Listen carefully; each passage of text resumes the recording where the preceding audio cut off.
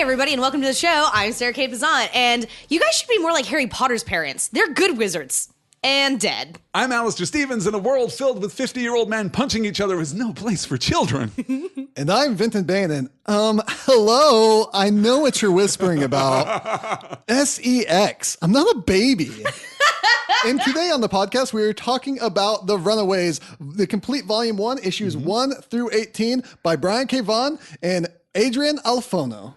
We did say originally that we were going to talk about the first 6 issues, but then we read the first 6 issues and we're like, yeah, there's more to this story. Yes. Yeah. So we're undertaking an epic thing here. The most issues we've ever done. I know. Yeah. I can't imagine that we're ever going to cover more than 18 issues in the single episode of the podcast. Boy. But here we go. You guys buckle up. It's going to be a wild ride. Yes. So have either of you read or been knowledgeable of The Runaways in any way before now? Nope.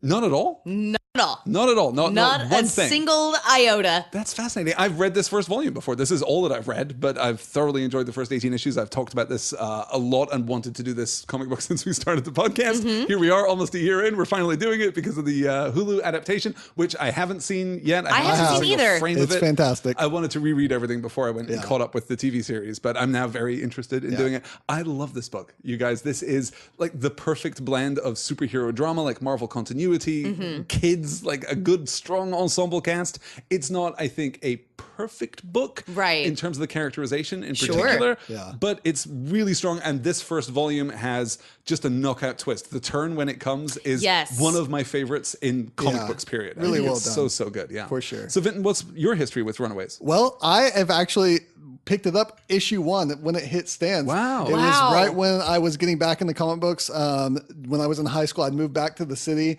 I'd lived in the country for a while, so there's no comic book store. So I just stopped reading comic books for like 2 or 3 years, which is kind of surprising for anyone that knows me. I got real into BMX. But yeah, I started getting back into comics, and this had come out around that same time, and it looked cool on the cover, so I picked it up, and I loved it. I read this all 18 issues. I never actually read anything after that, and still to this day haven't, except for just an issue here or there of some stuff that came way later.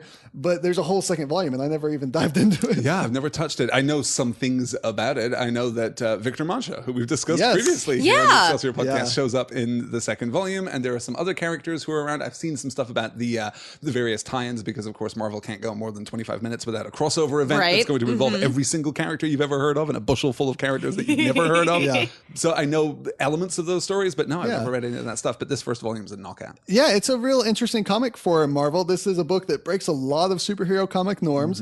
They don't even call themselves the Runaways. They don't really have a team name. They don't wear costumes. And there are actually more girls than boys on the team. Which is so refreshing. Yeah. It's really nice, so refreshing and really strong. I think that a lot of the female voices in this book, both for our core cast and our extended cast, are among the most distinctive and naturalistic, particularly for the time, right? I mean, now we're living in a world where we have a lot more female heroes, thankfully, coming from both of the big two, really. But this did feel at the time, I think, very fresh. It was only, I guess, maybe 2008, 2009 that I read this volume for the first time. So it was pretty much not long after it had wrapped that I dove into it. So it still felt very fresh even then. And still, I think, feels pretty fresh in 2017. It doesn't feel as fresh as it did when I was in high school and I was their age. And there's even a few places now that I read and I go, oh, I'm uncomfortable by this. So it's a little problematic in places, and it's a lot different reading as an adult than reading as a teenager. Absolutely, yeah. So before we go too much further, let's go ahead and flip a VHS. Let's do it. Yes. Everyone's favorite part of the show. Here we go. I want to have like a little musical stinger that I can just drop in here. Yeah, we need to make one, I guess. Hey, talented listeners, make a little musical bumper for us here where we can... If you can somehow techno remix the sound of a VHS getting eaten in a VCR, that would be perfect. Oh, that would be amazing. That would be very, very good. Yeah, we got to chip tune this. 2 rebellious teenagers from Southern California become the front women for the Runaways, now legendary group that paved the way for future generations of female rockers. Wait, no. What does Joan Jett's band have to do with this comic book? Not that one. I think I grabbed the wrong VHS. Did you accidentally pick up a VHS for Joan Jett's band? That's weird. Why did they have a movie, VHS? The Runaways? I thought that's what we were talking about. That's what I took my notes on. Oh, no. Oh, here's the right VHS. Let me grab this one. A group of teenagers find out the truth about their parents that we all suspect at that age. They're evil masterminds and a creepy killer cult. Sorcerers, aliens, mutants, time travelers, mad scientists, and crime kingpins, oh my. This group of runaways and their pet dinosaur have to escape their supervillain parents and the giant ancient god magic trolls that they serve. It's actually only slightly worse than high school. Marvel Comics presents H.P. Lovecraft's The Breakfast Club. That's a thing I didn't know that I needed, but I really need that thing. Oh my God. Guys, let's talk about the creative team behind this book while Sarah collects herself, because hey, it's another Brian K. Vaughan comic here on Excelsior. That's 3 in a year, you guys. Yep. 3 in a year. It's like he's good at comics or something. It's almost like he's pretty good at comics. It's strange that. So just quickly again, Brian K. Vaughan is an award-winning writer of comics who sometimes works in television as well. His works include Why the Last Man, Saga, Paper Girls, the Buffy comics, Doctor Strange, and the TV show Lost. Wait, he did some of the Buffy comics? Oh yeah? Do I talk about this every single time? I think you do. So. I think you might do. Yeah. At some point, we're probably going to have to do season 8 of the Buffy comics. Well, yeah, probably in January, my birth month.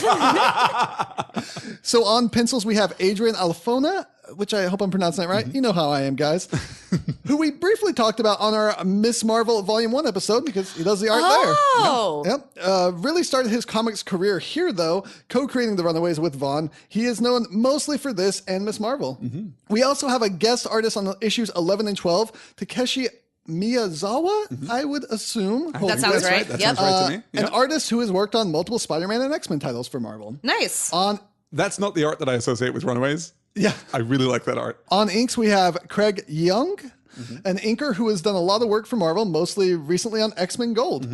And David Newbold, mostly only known for his work on Runaways. Sure. On colors, we have Christina Strain, a colorist for Marvel who has stepped into the writing arena, currently writing Generation X for Marvel, which is delightful, and episodes of The Magicians for Sci-Fi. Oh, sure.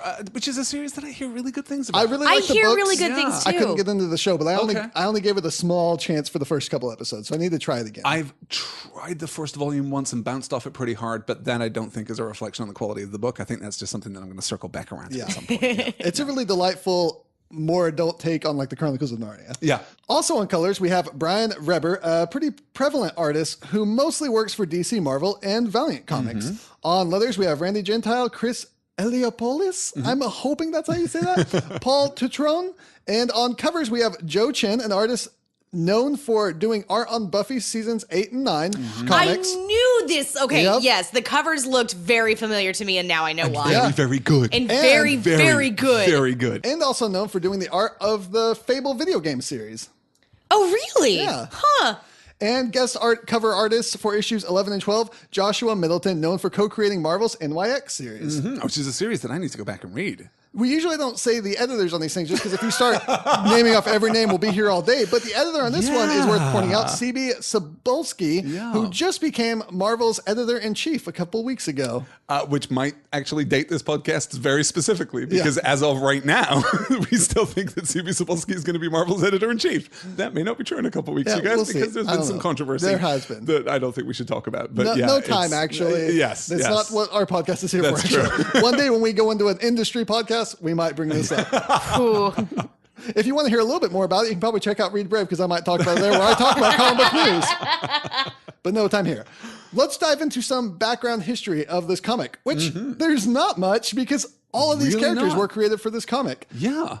That being said, the background information that is worth bringing up is that this was part of the Tsunami imprint, which was a thing that Marvel tried out, bringing an Eastern manga influence into their comics in an attempt to reach manga readers of all ages. That seems like a poor name choice. Yes. Yeah. Well, 2004, maybe we weren't as sensitive as we should be. Okay, all right. I mean, those Runaways Digest, though, are really cute. They're very good books. Yep. I like those a lot. That was how I read the book the first time. Yeah, they're like little manga size. It was one of the reasons why I did not pick up this comic the first couple of times that I saw it, because I was like, not really interested. I think that I have outgrown this particular style, and I thought that it was going to be more of a manga style on the inside. And I was just like, this just isn't what I go to my superhero comics for. No, it was primarily an attempt to appeal to young readers, to appeal to YA readers. I went to a half-price books, I guess, maybe 4 or 5 years ago, and picked up the entire first volume of Runaways and a bunch of Power Pack and a lot of comics that came out of that line. Really, really good stuff. There was some really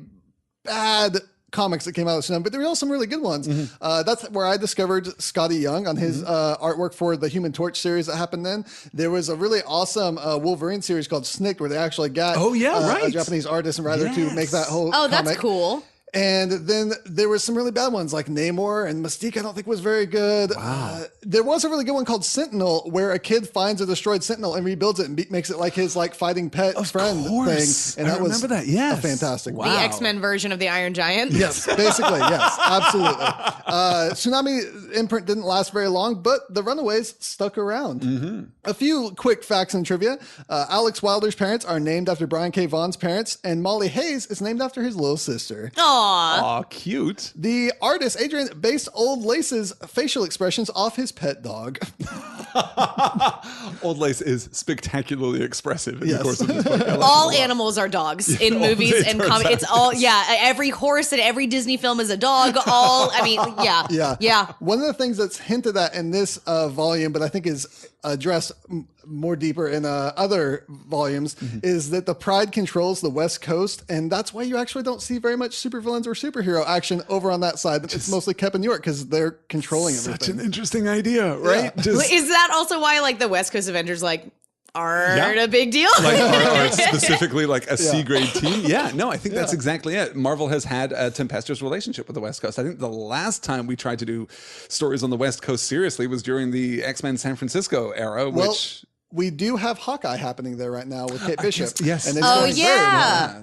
Okay. And I think there's been a few other things where people are now visiting the West Coast again. I think they're trying to spread out a little bit. From what I've noticed keeping up with Marvel Comics, they're really trying to step out of New York a bit. I'm not trying to remember if the Pride appears on the brilliant map of the continental U.S. that we get in Old Man Logan, which is the dystopian future world where the U.S. has been carved up by all of the supervillains. Apparently the Runaways take them down at some point in the future. That's it. With all that said, we have 18 issues to cover. We're going to be doing this slightly different. I'm not going to be doing a beat by beat. We're going to go over 1 to 3 paragraphs for each issue, and then we're going to break it down and talk about it after I do that brief run. I'm into it. So let's start with go. Issue 1, Pride and Joy, Chapter 1. Alex Wilder is playing Captain America on an online game before being interrupted by his parents, Mr. and Mrs. Wilder. They ask him to get ready for their party guests to arrive at their home in Malibu, California. Every year, the Wilders hold an annual gathering of the same 5 families and their children. Gertrude, the cynical, book-smart daughter of Mrs. and Mr. Yorks. Carolina, the lighthearted vegan daughter of actors Frank and Mrs. Dean. Chase, the abused jock son of Victor and Mrs. Stein. Molly, timid daughter of Dr. and Dr. Hayes. And Nico, the goth daughter of Mr. and Mrs. Minoru. Minoru? Minoru? I love this introduction. It's really I've said before, I think that the first page of Runaways is one of my favorite first pages in a comic book really ever. Good. It's so great. One of the things that I love about this book is the way that it is completely integrated into the 616 universe, that it feels like the product of a long-standing fictional world, which of course it is, but it's surprising the number of comics, particularly the number of new comics, that don't tap into that.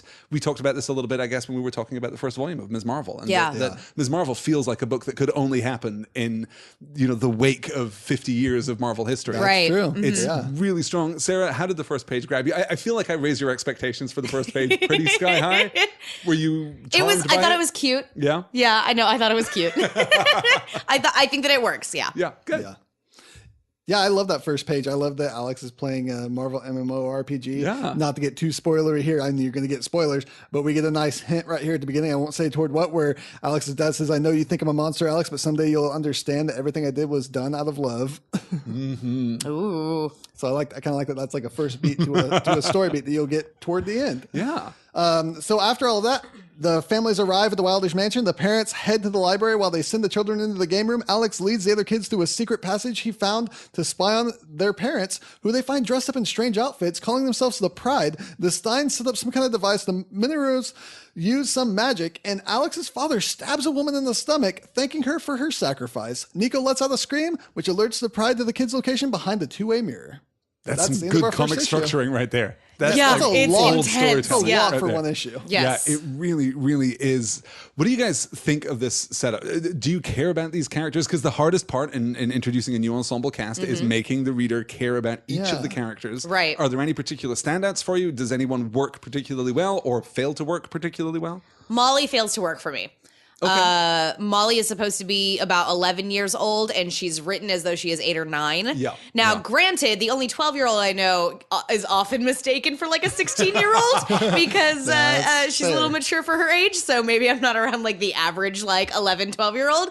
But I do think that Molly is written too young, and I find that to be a little bit grating, honestly. You said before we sat down to record that this is the Dawn Summers problem. Yes, it's absolutely the Dawn Summers problem. This character shows up and is written consistently 3 or 4 years younger than she should be, which makes it difficult to buy her. Right, really. exactly. Okay. Yeah, like I know that I should care about her because like she's the baby of the team, and so like I almost feel like obligated to care about her because she's the youngest and everyone else is like looking out for her, but it's on everybody else's like concern for her. It's not on her own merit. Yeah. No, that's absolutely fair. Yeah, I think I'll be interested to hear your thoughts on the TV show where they actually aged her up a little bit. That was wise. I'm curious to see whether you think that they did that and then kept the younger feeling, because I feel like she still does act like a younger child. She still has that the baby of the group feel, but they made her a little bit older, so it'll be interesting to see what you think. Yeah, no, I'm really excited to check it out. I've heard really good things about that. Like a lot of people seem to be like really on board with that decision. Are there any standout characters for you in this first issue? I mean, I feel like you were presented with Alex as a front runner of the group, as the main character you're supposed to relate with here, and I think it's kind of like the Breakfast Club. You're given a subtype of teenager for most everybody, so everyone has someone they can kind of gravitate toward, maybe not connect exactly to, but at least like, oh, I'm a little bit goth, so I can go toward Nico, or I'm a bit of a brainier type of person interested in politics, so I can go to Gert. But I think Alex really sticks out to me because I was a big video gamer back then. Yeah. And I really loved that opening page where he's playing the MMORPG, talking to his friends. And I really like that. And then when Alex mentions that the white guy always calls him brother, and then Chase gives him that, giving Chase that cold greeting when he says, "What's happening, brother?" And it's a great 2B. Yeah. Just really endeared him to me. I was like, I really like this character. Yeah. He's immediately very capable too, which is always attractive to me in a protagonist character. Yeah. Right. And he mentions the Prisoner DVDs, which is a great reference to one of my absolute favorite shows of all time. And reading this for the second time, I'm like, this might be where I was introduced to that show. I might have this comic to thank for introducing me to The Prisoner, which became one of my favorite shows. Wow. Back in 2004, I think this had to have been the first place I'd ever heard of it. So we get our kind of romantic dynamics set up as well. Alex and Nico pretty much off the bat. He's not in any way attracted to her prior to this meeting, but she has apparently transformed a lot in the space of a year, as kids are wont to do. And then they bond over the Prisoner DVDs, which is pretty cute right off the bat. And then we get Chase and Carolina, which... I don't care about Chase. Chase is my problem. I will take Molly, like I can accept her as, you're absolutely right, a juvenile character written to juvenile, but she works well enough for me. I just can't care about Chase in this first issue. I just have real trouble connecting with him. He just doesn't feel as fresh as the other characters, I suppose. Well, and I wonder if it's because, like, what you were saying then about how, like, we're introduced to, like, these archetypal teens, and, like, Chase immediately is thrown into, like, that jock section. I don't care about the jock. I will never care about the jock. Unless I'm literally watching Remember the Titans, I do not give a shit about the jock and ever. I think he's written that way multiple times, where he's almost set up for you to just not like him. Yeah. Because this isn't necessarily for the jock to really go, I relate to this, bro. Yeah. We should probably talk about the big twist, right? Because it ripples all the way back from the reveal to this very first issue. And anyone who's listening to this, I guess, has read the first volume. If you guys are interested in Runaways and haven't yet read it, go read it, because we're going to spoil a pretty major twist. Chase is set up to be the suspect. We are supposed to assume that he is the traitor. I absolutely believe that it was He's the one who Chase. doesn't quite fit. Yeah. Is that intentional? I don't think that he's the only one set up, though. I think because I also thought it might have been Carolina. Carolina is the one that I remember suspecting the whole time. Oh, because interesting. Okay. She's so upset about who she is. Yeah. She doesn't want to believe that her parents are bad. She just seems like she's just going to turn on the whole group because she doesn't want to be there. Oh, I also remember thinking that it might have been Molly for a little bit. Yeah, Molly's another suspect because Molly is the young one who just doesn't understand what's going on so and under the sway loves of her parents. Yes. When you first see her, she jumps up and says, "Leave my mom alone." Even though her mom's a villain, she's trying to be protective. Yeah, I never suspected Carolina. That's really interesting because when we get the reveal of Carolina's nature, and they take the bracelet off for the first time, which the art in that sequence is so extraordinary. I really like Carolina a lot. I really really, really enjoy. Her response in that moment felt so authentic to me that I couldn't then believe that she was the traitor. But and now that I'm thinking about it, I'm remembering thinking that it might have been Chase, but then I remember that like his dad straight up did sock him, and I was like, there's no way that like he would still be loyal to his parents even if his dad is like beating him up. So that was when I thought, oh well, maybe it's Carolina though. But like, why not? I mean, she's an alien, so why not? Oh, spoiler. So, now that we know what's coming, now that we know the final turn, what do you make of Alex's actions in this first issue? Because reading it again, Kid is a monster. Kid is a cold-hearted monster. He is so brilliantly manipulative, and it's all there on the page. It is. It's set up like you get these hints throughout that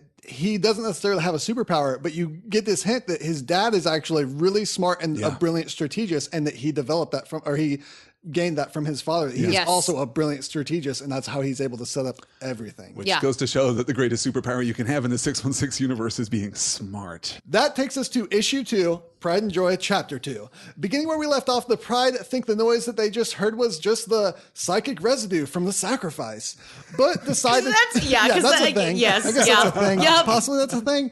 But they decide to check on the kids anyways. They mention that they are supposed to protect them from all of this until they're 18, which Tina Manuro says is what the abstract dictates, whatever that means. The kids are found in the game room pretending to play Twister. And when the coast is clear, they fill in Carolina, who missed the killing, in order to escort Molly back to the game room. Nico and Alex are asked to carry a trunk out to the York's car, which they think the body is possibly in. And later that night, the kids, except Molly, sneak out and meet at the James Dean Memorial at Griffith Observatory. Because it's a story set in LA and you have to do the Griffith Observatory. Absolutely, you do. Alex convinces the group that they should call the LAPD, but their story is not believed, and the kids decide that they need the dead body for proof. They go to look for the trunk at the York's home, where they find a secret panel and a large, angry-looking dinosaur as they open it. I love Old Lace. Old Lace is fantastic. Old Lace is great. The introduction is pretty strong. Yes. I'm into it. So Gertie doesn't actually have any powers other than just this psychically linked dinosaur, which, I mean, is nothing to sneeze at vis-a-vis powers. Yeah, she's kind of inheriting her transtemporal abilities from her parents, I suppose. I guess so. This dinosaur was genetically modified to respond to her in the far future. So it turns out the future is not that terrible, you guys. We're going to get genetically tailored dinosaurs. We can all get our own dinosaurs. She's also really smart, and I think she has the superpower of sarcasm. She's very good at it. That she does. I actually went to this observatory when I was in California, so it was kind of cool to get to see like, a place in the comics. I was like, hey, I've been there. I stood right there. Did you go to the James Dean Memorial? Yeah, it's like right there. There's not a big outdoor thing. It's like if you go to the memorial, or if you go to the observatory, the memorial's like right there. Oh, excellent. Very cool. That's very cool. It's like actually the coolest view of like a city I've ever seen, because it's so far above LA and you can just see all of it, the Hollywood sign and everything. Excellent. It's very cool. And this shows how carefully Brian K. Vaughan structured this entire story, because we are going to come back around to the James Dean Memorial and the James Dean quote right at the end of this opening volume, which is fantastic. Yeah.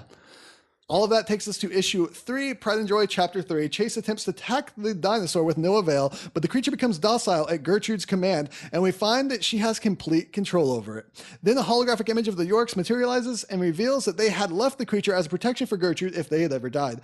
The creature is a genetically altered dinosaur from the 31st century, and the Yorks' parents, it turns out, are time travelers.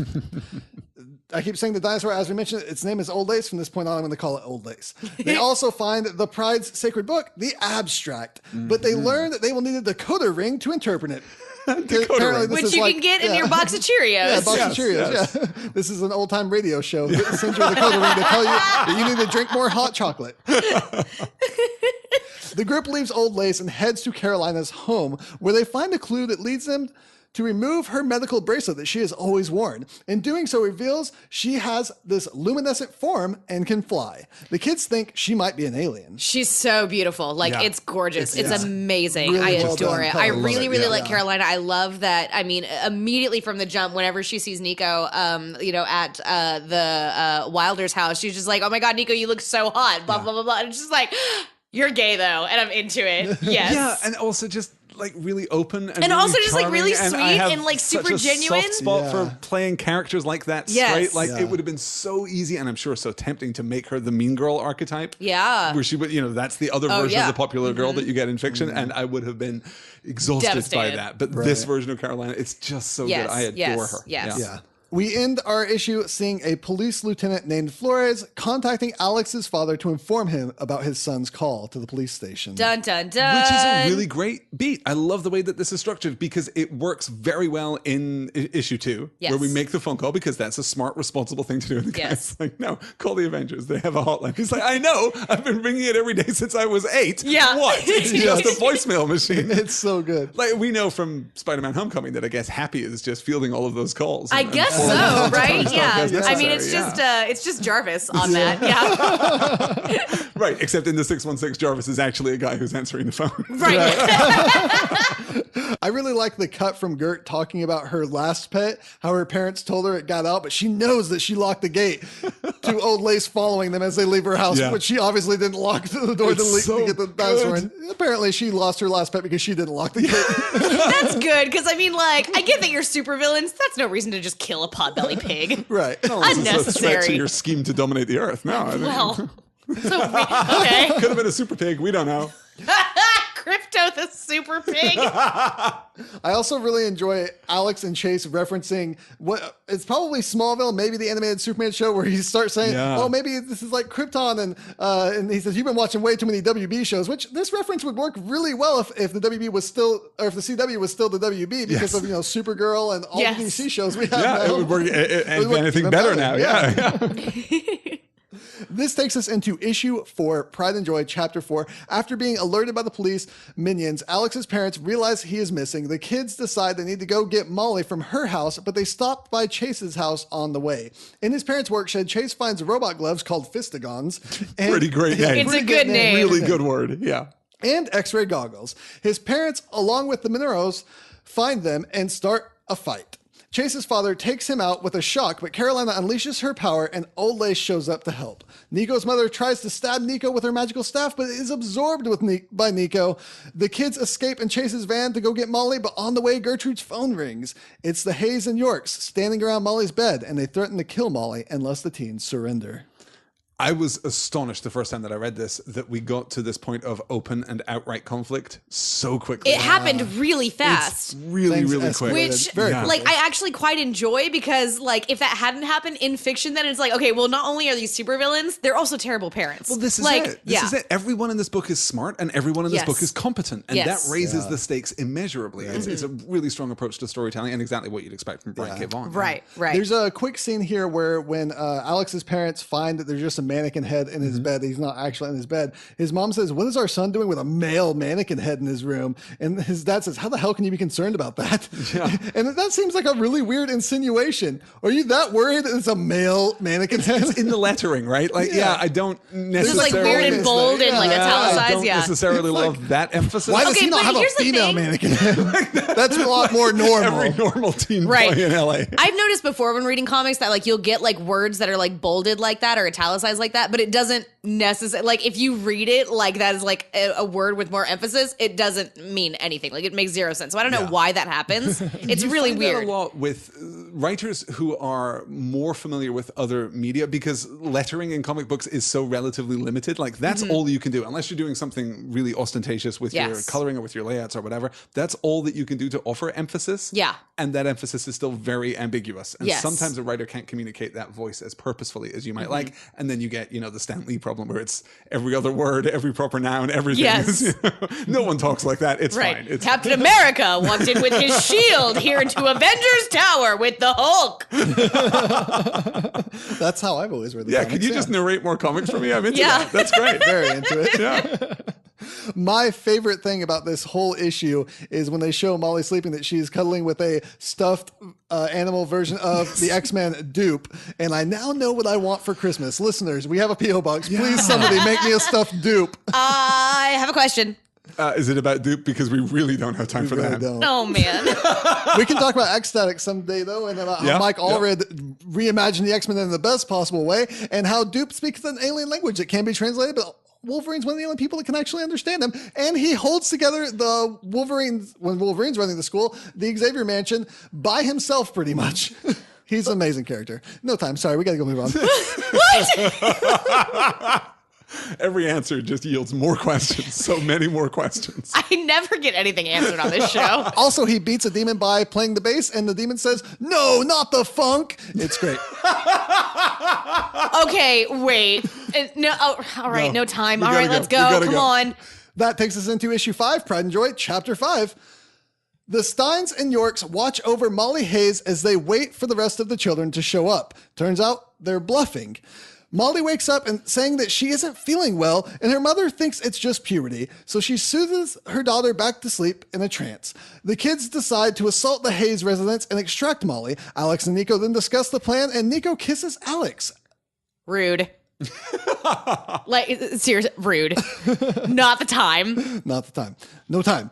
Alex, Nico, and Gertrude begin the assault, but quickly find out that Old Lace can't attack Gert's parents. Gert's dad accidentally cuts Nico, and when he does, the staff of one emerges from her body, and she freezes the parents before heading up to Molly's room. Outside, Carolina finds out her and her family are, in fact, aliens, and strikes her mother with the bracelet that keeps her powers at bay, knocking her out. Back in the home, Nico has confronted Mrs. Hayes, but their conversation is cut off when Molly awakens, with her eyes glowing, showing that, like her parents, she is, in fact, a mutant.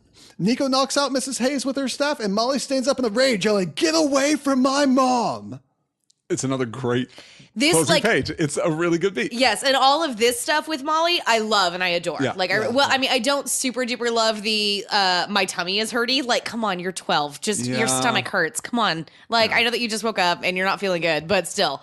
But no, whenever when Molly's like in it, like in the fight, like ready to like jump up and like do the thing, I adore her and I think it's great. Yeah. Chase saying that they should go into hardcore hiding Saddam style is one of the many dated references in this comic. It just feels like, wait, this is too dated. You should not have used this reference. Leslie Dean mentions that Frank Dean had to stay in New York City to broker a deal with some Skrulls. I'm not sure if this ends up being the exact one, but I do know that in the next volume you find out about a deal that the Deans made with the Skrulls, and it's a major plot point about Carolina. Interesting. Yeah. Cool. So it'd be interesting when I actually do get around to reading that to see if they make any reference to this being the exact moment where that deal happens. There is a panel right after Nico kisses Alex that I enjoy where he says, why did you? And she says, I don't know, but I do know that talking about it will just ruin it. I like Nico a lot. Yeah, she's very strong. Yeah, she's very, very good. Yeah. This takes us into issue 6, Pride and Joy conclusion. The kids calm down Molly, and Mrs. Dean bursts through the wall in Molly's room, attacking Gert. But Molly uses her super strength to push out Mrs. Dean into the pool below.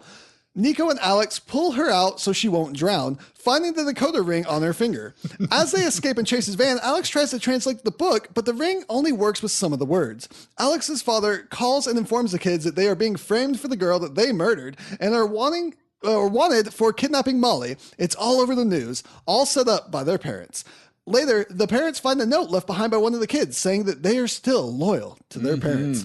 The kids dun, dun, dun. Dun, dun, dun. The kids arrive at a secret hideout of Chase's, a mansion swallowed up by the earth in an earthquake, and they discuss having new names, with everyone choosing one except for Alex, who vows to redeem his for however long it takes. He suggests that they start helping people as heroes to atone for what their parents have done as they figure out how to take them down. It's a really strong setup for what could be an ongoing series. This will not be an ongoing series. Like, it's not structured like an ongoing series, but this is a really strong fake out. I like it a lot. It's also interesting to note that this was only planned as a 6-issue series originally. So I'm not sure when at one point they knew it was going to continue. Surely it was before they wrote this full issue, but this was actually where it was going to conclude. So it would have just been kind of like a teaser, like, now we're going to take this down, and then it could have just gone away forever, and we would have never known what happened. That's wild. Kind of like it, just as a standalone story. I kind of like it. We get a pretty strong resolution and a new status quo, in effect, that in any other Marvel book would be, someone else would come in 3 years later and write 60 issues of this book. It would just continue on permanently. I love it. I do like when Gert and Nico realize that Molly's a mutant, and Gert says, geez, when Molly said something was happening to her body, I just thought, and Nico said, no kidding, Gert, that's what we all thought, but we were wrong. And then Chase referring to Molly's strength by saying, "What the Hulk?" Yes, I do like that. That's good. good. Yes. The code names are worth running through here. Carolina is Lucy in the Sky, the song by the LSD. Beatles. Yep, pretty good. Nico is Sister Grimm, like Brothers Grimm. Chase wants to be called Neo from the Matrix movies, but the group calls him Talkback for his mouth. Like both of those very much. Yes. Molly wants to be called Princess Powerful, but Chase dubs her Bruiser. And Gert names herself and her dino Arsenic and Old Lace after the play and Frank Capra movie, and that's one of my favorite films of all time. I love that film. Yeah. I love Princess Powerful. I kind of wish that was her code name. I think you do get to pick your own code names in the Marvel universe. Yeah. It's so good. That is what I love about Power Pack, right? We've talked a little about Power Pack on the show before. I adore them because it is a team of Mollies figuring out what they're going to do with their powers. But unlike Molly, they are written like little kids. And Katie Power, I think, for much of the series is like 5 or 6 years old, and she's extraordinary. She's such aged appropriately for the way they act. I really want to read Power Pack. That sounds adorable. There is Thor and the Warriors 4 is a Thor Power Pack crossover, which is 4 issues, and it will end you emotionally. It will ruin you. In addition to being just brilliant and actually having a very happy ending, it is the best synthesis of Power Pack and like old school Walt Simonson Thor. It's fantastic. I can't recommend it enough. I'm very Thor concerned. and the Warriors 4. It's very, very good. Okay. No, it has very like emotional moments in it and emotionally powerful moments in it, but it ends happily enough. Okay. All right. That's what I'll say about that series. It's very good. All right. It also has a page in it where Thor and Beta Ray Bill reenact the beginning of I Will Survive as they return to Asgard, and they are talking just in dialogue between themselves. And Thor is saying, "So verily, now we are back from outer space." And the whole page, the dialogue is just the beginning of I Will Survive. It's fantastic. That sounds amazing. But it's my birthday month. We'll do that. Yeah. Okay, It's good. one Yes. of my very, very favorites. Yeah. So I guess we can talk a little bit about the first volume, right? The first 6-issue arc here. This is our introduction to the team. We get all of our powers. We've got our dynamics set up here. At this point, Sarah, were you in? Were you convinced? I don't know. I mean, I thought that it was an interesting concept and I was excited to see what was going to happen, but I really didn't feel like we were and I don't know if this is just like a conceit of comics, but I just felt like I didn't have enough time to really get to know each of these kids well enough. Sure. Like I feel like if this had been like a YA series rather than like a comic, I wonder if I would have been a little more attached to that, because I tend to enjoy prose a little more than comics anyway. Sure. But yeah, I was interested to see what would happen. I was interested to see like how this was going to go on. And so, I mean, like, I enjoyed this whole volume. I thought it was very good. I'm super excited to watch the TV show. I think that the show may work a little better for me. That's fair. I think there's a lot of Brian K. Vaughan's work which probably works better on television than it does on the page. Yeah. And so I don't know. But overall, like, I thought that it was really, really good. But this is not a Hellcat or Batgirl situation where I was just like, no, I loved every single moment of this. And I think that maybe because it was like a new ensemble, not just for me, but I mean, like literally in this book, this is a new ensemble of characters that we're like having to get to know as we're going through.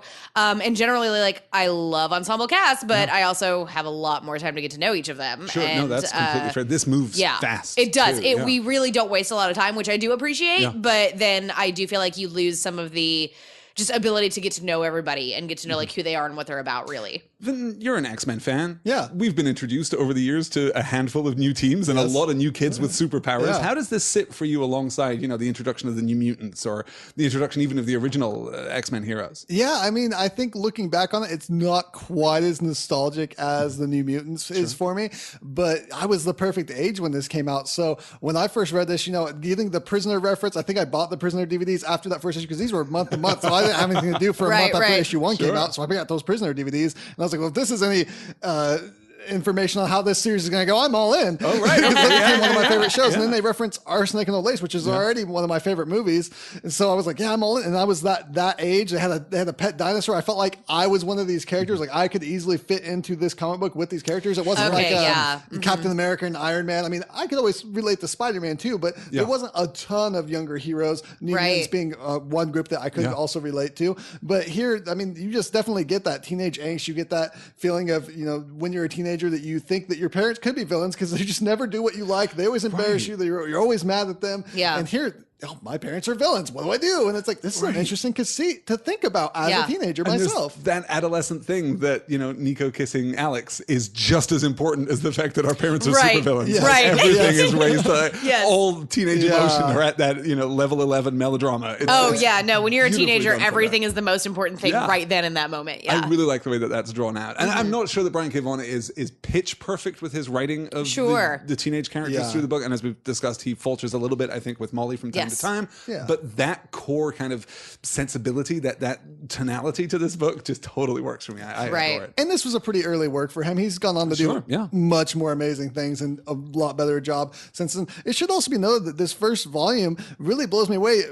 Looking back on it now and realizing what I didn't know at the time, that this artist was like, this was their first job in comics, basically. And they do such a great job. It's gorgeous. Having not ever really done comics before this. Yeah, it has a slightly more cartoonish feel than what Marvel was doing at the time. A slightly more manga inflected feel to it. Yeah, a little bit. What they're aiming for there. One of the things that was referenced, I think Brian K. Vaughan maybe especially said the reason why they went with this artist is because he really knew fashion. He knew teen fashion. And it was something that he was really known for. The outfits are excellent. Yes, the outfits are very good. Yes, I particularly love Nico's ensemble because it has that pitch perfect, like hot topic goth. Exactly right. It's so good. Yeah, it's definitely a little bit dated now, but looking back at that time when I was a teenager, like that's what the kids were wearing. Definitely. Yeah, it's also much more integrated with the pop culture landscape of our world. The fact that we reference kryptonite and wait, but Smallville was a real thing in the 616 universe. Yes, the WB was showing. We're also really in this issue. We'll get to it here in a second. I'll mention it. We reference the Batman TV show. Yes, exactly right. There is a weird moment that I wanted to point out here where Carolina's mom does burst into the room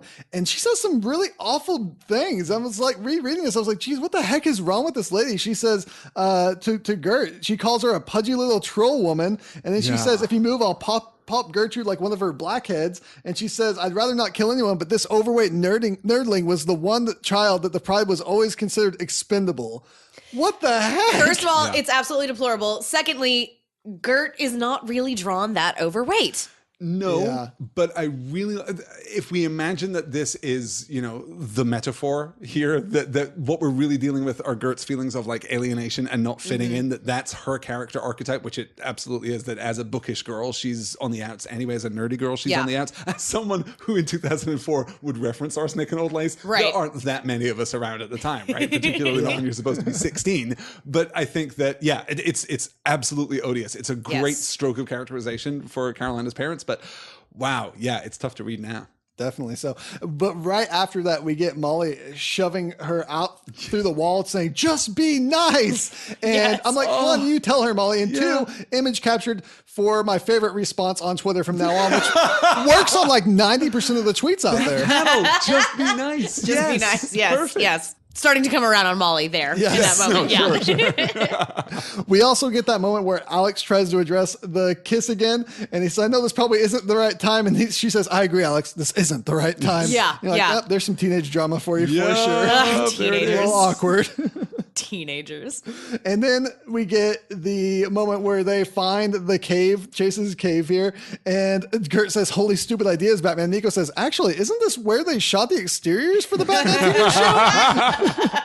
And then they say, well, no wonder anyone's going in because there's a sign outside that says danger, gamma testing site, lethal levels of radiation. And Chase says, oh, I just bought that off eBay to keep people out. I love that. Amazing. That's really great. Which I don't think in the 616 that's going to keep anyone out if people know origin stories. Because they're like, oh, that's how the Hulk was formed. I want this radiation. Yeah, the whole gamma rays, they're great. 616 universe, and we all know the origin stories is kind of problematic when we're dealing with Molly. Like you would expect in the 616 that every parent is like super nervous for about 2 years as their kid's about to enter puberty because there's a decent chance they're just going to be a mutant. And Sarah, you were a little kind of thrown out by the fact that her mutant power is super strength and she isn't directly connected to her parents, but she does have the same secondary mutation, the glowing eyes. Yeah, like it really confused me that like both of her parents have like this apparent like telekinetic power, but they also have the glowing purple eyes, which, okay, cool. Yeah, no, I'm into that. But then Molly also has glowing purple eyes. So I thought, oh, she's going to have the same power they do. Yeah. No, she's just a tiny Hulk. There is a lot of problems with the way that we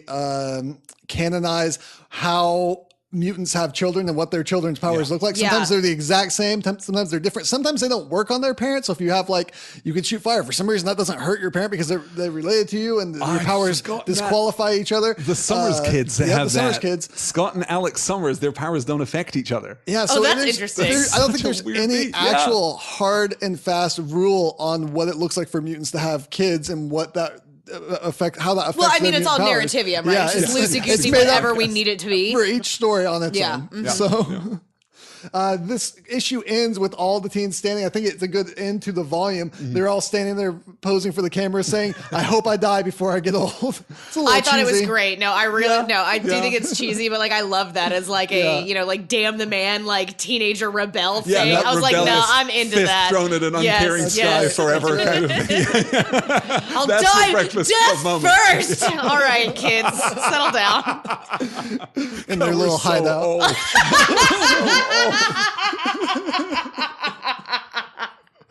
You kids all just need some spaghetti and a nap. It's true. It's not that bad. This takes us into issue 7, Teenage Wasteland Chapter 1. The Pride discusses the possibility of a mole among the kids. Meanwhile, at the Runaways base, Alex is still translating and saying it is talking about giants called the Gaborum, and Chase Stein has switched license plates so that the police cannot find them. The team goes to a convenience store for food, but it's being robbed. Nico cuts herself to summon the wand again, and they rush in. Nico tries the free spell again, but it only summons pelicans. One of the robbers is shot, but seems unfazed. Two of them get away, and the one who is caught reveals himself to be a teen named Topher. Topher says his evil parents forced him to rob this store, and Alex welcomes Topher into the team. Yes. There was a lot. Yeah. There was a lot. So we find out that Nico can't do the same spell twice in a row, apparently. Yes. Yeah. Which is and the Freeze turns into pelicans somehow. Which we don't really get an actual answer for why that happens here. I think it comes up a little bit later, and it's not even really fully addressed. You just kind of have to read between the lines, and later as the series goes, you'll kind of learn more about that. How comfortable are you guys with Nico having to be cut, and specifically not at all. Nico cutting herself? Yeah, I hate it. It's very interesting. They will bring that up a little bit later. I don't remember if it's in this issue or not, actually. It is whenever Topher is talking to her and he mentions it's in the next issue. It's when he comes back to their base. Right. They have that discussion about colors where he mistakes her for being a color, and she's like, oh no, that's just how I summon my wand. It takes blood. Yeah, but she's still also the Hot Topic goth kid. Yes. And there is an uncomfortable level of glamorization, I suppose, I of hate Nico's the blood whole specifically. thing. No. Which, I don't think that you would do that in a comic in 2017. Right. I hope that you wouldn't do that in a comic in 2017. Yeah. I do like that they do address it in the next issue and talk about that issue and don't just glaze over it. Yeah. And act like it's not a connection or it's not a thing. Sure. But it's not necessarily handled very well. It's one of those glaring things that's a little uncomfortable. Yes. There's this really interesting panel where Alex's parents are explaining why they're framing the kids, and they mentioned that Carolina specifically wasn't mentioned in the framing because they thought it would be too suspicious to make all the kids suspects. So you got 5 out of the 6, but not the 6th. We're totally not. We're not together. I do kind of like that they take that note though, so that the families won't all be tied together and it won't be looked into much further. I kind of like that. I appreciate taking the time to do that. It's kind of smart. I also really like the line when they're talking about, the parents are talking about the staff that Nico now has, saying that the very mystic instrument that made the dread Dormammu tremble. I did appreciate that. This is one of those moments where I was like, I know what that is. I get that reference. I understood that reference. Also, you got to start loving Molly here. She's riding Old Lace and puts her hat on and saying, I put a hat on Old Lace. That is freaking hilarious. It is. It's also very adorable. It's very adorable, yes. We've talked a lot about there's moments that make us cringe a little bit. One of those is when Gertrude says, Gertrude is my slave name. Alex. To Alex. Character. Yeah, I don't know if it's okay for you to say that, Gert. It's not okay for you to say that. No, but it's that teen melodrama. Looking at it in these terms, I can see why Gertrude would say that, but I guess also in 2004, before everybody was getting woke, but it's still deplorable and bad. Fair. Yeah. Yes. There is a great moment, though, where Chase and Carolina are having the back and forth, and Nico says, sexual tension, gross. And then Alex says, that reminds me, has anyone seen, and he's cut off, my staff? Gross. But this issue also has a Power Pack reference, which is delightful. We just talked about Power Pack a little bit. I'm really glad that they got referenced in this comic. That all takes us into issue 8, Teenage Wasteland, chapter 2. The Runaways explain their team's origins to Topher, who compares them to the A-Team, saying his interests are retro. He explains his parents got superpowers in a power plant accident. The Pride gets the surveillance video from the convenience store. Back at the hideout, Old Lace attacks Topher, and Molly Hayes separates the two, thinking Old Lace is just roughhousing. Nico takes Topher on a tour, ending in her room, where they have a heartfelt conversation about their evil parents. Topher starts to move to kiss her, but Nico says she is already in a relationship with Alex. Topher kisses her anyways. Rude. Nico kisses back. Rude. Alex views the scene in disbelief from the removable eyes of a portrait. Super rude. No one is on their best behavior in this little section. No one is doing terribly well. Yeah, everyone's bad. I do like, 2004, I really like that we don't in any way slut shame Nico. Yeah. I like No, that that's there great. isn't any Yeah. kind of, looking askance at her for Sure. this. This is fine. Well, This and is- she's not kissing these boys. These boys are kissing her. But she is without her empowered, permission. nonetheless, which is pretty strong. Yeah, One of the best moments in this issue, I'm sure you'll agree, Alistair, is when Alex says, 5-0, everybody West Wing. And then Topher goes, West Wing? And Nico says, walk fast, talk fast. You have to learn to speak Alex. Kind of want to just adopt that in my everyday conversation. Actually, that would Everybody be fine. West Wing. Everybody We got a West Wing. Let's get a portable podcasting studio and just West Wing. We'll walk up and down the street. Again, the parents explaining some of how they work as the Pride here when they're talking about who was robbing this convenience store. A trio of thieves, new players, whoever they are. They certainly didn't request a permit from the Pride to rob stores in our city. It's kind of great that the criminals actually have to get permits from the Pride to be criminals in Reminds their me city. of Ankh Morpork in Discworld. The Legal Thieves Guild. dispensation from Yes. the Thieves Guild. Yes. So that's very good. You're absolutely right.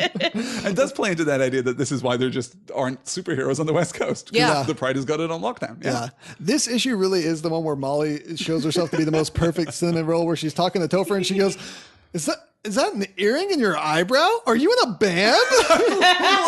And he says, what are you? And she says, I'm a mutant, but not a bad one like Magneto. I'm a good one like Dupe and the X-Statics. And when I grow up, I'm going to join the X-Men and get married to Wolverine. So you better not act prejudiced against me. Okay? Yep. Really you're good. pretty great. It's really good.